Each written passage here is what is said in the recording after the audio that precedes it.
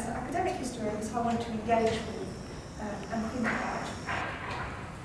And these are just a couple of photographs that have been selected in a not very scientific way, but I think maybe a telling way. That if you put Google into Google local history picture, these were some of the top selections that came up. And I thought this was significant because this is the way in which we often think about local history. We think about it as the history of churches, or of working people, or of weddings, or of old maps, something like this. But one thing that I was really struck by as someone who teaches on the history of the British Empire is that all these images are very white, they're potentially very parochial, they're very localized images, and the global element is very much missing from that. And to some extent, that appears as though it's obvious, because it feels as though it's local history, it's community history, it's working with what's there. But as we looked at the discussion about Boston this morning, actually there's so many links linking even local areas like the Peak District all over the world and to India in this particular case, but elsewhere too. And so I really was thinking that part of the new challenge of doing local history is to also keep in mind a global context. And so, one of the things this made me think about is the kind of the general historical amnesia or forgetting of ideas about empire. And these are just 4 quotes taken from historians, except in the case of Franz Fanon, who is a psychiatrist, but people who've written about history.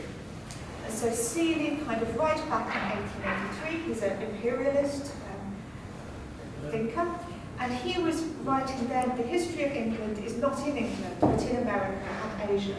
Kind of at that high point of imperialism, he was very aware of those connections and how we ought to think about that. But then for the next 100 years, that seemed to be forgotten again, and a lot of British history or local history actually was just written as though it was the people of the British Isles.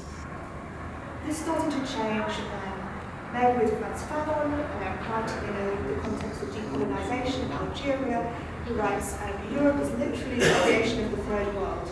And from a number of different perspectives, post-colonial scholars started to think about how British society, English society, European society has been shaped by these global influences. More recently, other historians such as Banerjee have really talked about the politics of history writing.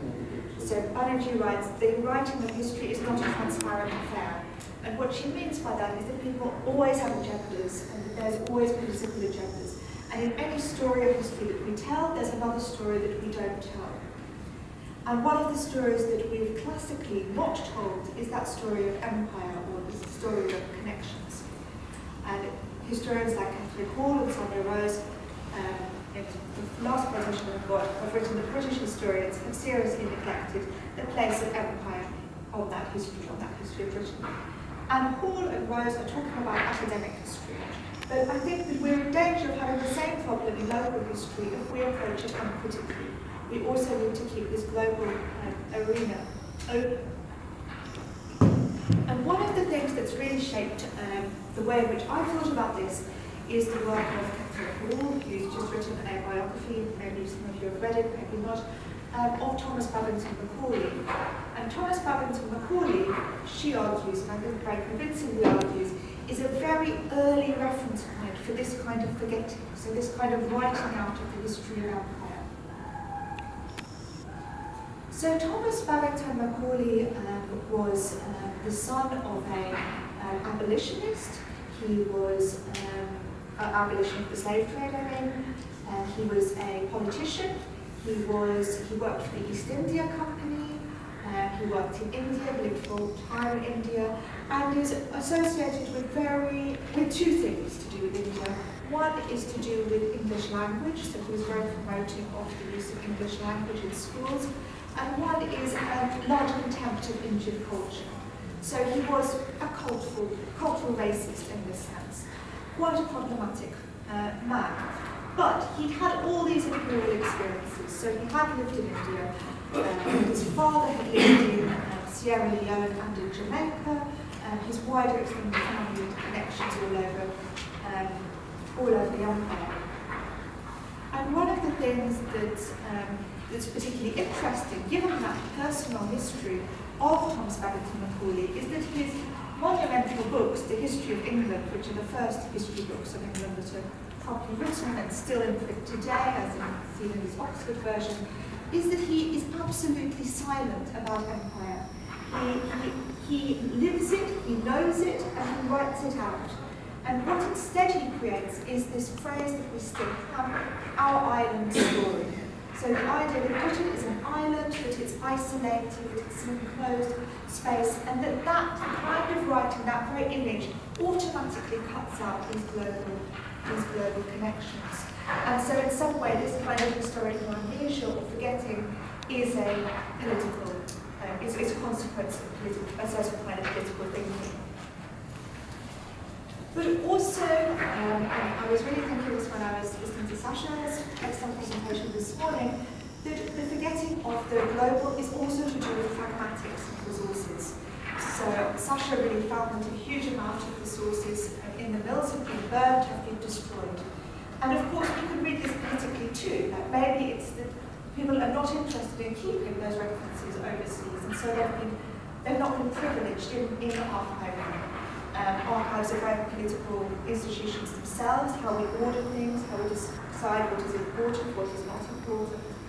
But there's also other problems of geography, where it would be really nice if we'd have been able to think about, are there sources in India we can use to see how they've recorded some things to the Peak District. But that's harder to do because of geography, because of language limitations of historians such as myself. So having thought about these problems, I just wanted to think about how any ways that we can get around them. And it's quite a very modest suggestion. I don't have a groundbreaking solution to these problems, but it's really just to encourage people to keep asking questions, as Chamu, other people that can do Samaj have done, to try and think, okay, so what is this mill? What are the potential links to the wider world, to the global context, and therefore how might we think about it differently? And you might think about these in terms of houses like this. It's quite a famous image of Chatsworth's house in the Peak District, to think about how did this family become so rich, so famous? Where did the objects that make this house beautiful come from? The silks, the carpets, the paintings, the wallpaper. Where did the exotic plants and the gardens come from? And how are the inhabitants affected by the lives of empire? And I'm sorry this is disappointing, but I don't know the answer to any of those questions. Because people don't usually look for these global links. But I did want to draw your attention to a project which is trying to discover some of these, and it's called the East India Company Home Project. And this is I should have put this on the list of resources, but it's an ongoing website which is really trying to trace some of the ways in which the East India Company has got a legacy that is ongoing in terms of the kinds of stately homes that we have today as tourist attractions and places that people do visit. So they've got this resource that shows all the stately homes that have a connection to the East India Company. You can see there's a lot of them. And several examples. They don't have any in the Peak District that they've researched yet, but they do have this one in Yorkshire, which is not so far. And one thing that they're doing is trying to map where the things inside come from, who people like this, who owned it and who built it from, where they got their money from, and unsurprisingly, given the kinds of history that do connect Britain with India, a lot of these are to do with his involvement in the East India Company. So this particular person, Lawrence Dundas, was never an employee of the East India Company, but he bought stocks and shares in them, he worked with a number of people there, he visited India, and he had lots of connections with the East India Company, both personally and politically. So I think that's one example of the kinds of questions that we can be asking. And we can also do this, at a much more local level again, to when we think about people who are living in, quote, ordinary Peak District villages, to think about how they might have engaged with the wider world. So had they travelled to India, and a lot of people had, I think we have an image of the past that people don't travel, but the connections, particularly with sites of empire, are actually very strong. Did they wear Indian cotton, eat Indian spices or sugar? Were they taught about empire at school? Did they participate in the conquest of India? And I think these are questions we should just keep on our agenda when we're thinking and talking about local history.